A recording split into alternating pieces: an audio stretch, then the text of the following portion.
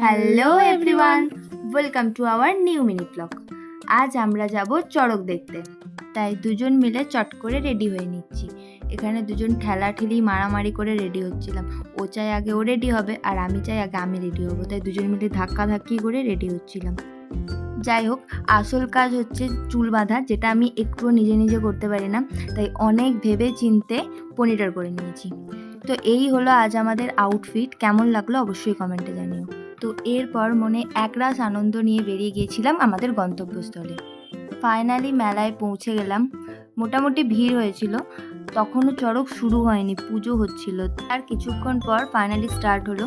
কিন্তু দুঃখের বিষয় একটাই, আমরা কিচ্ছু ঘোরাতে পারিনি। বোন জাস্ট দুটো পেপসি ঘুরিয়েছিল, আর আমরা শুধু এই ব্যারিকেড আর ওই ব্যারিকেড হয়েছিলাম যে কোথায় গেলে একটু ভালোভাবে ঘোরাতে পারবো। যেদিকেই যাচ্ছি তার উল্টো দিকে ছুটছে।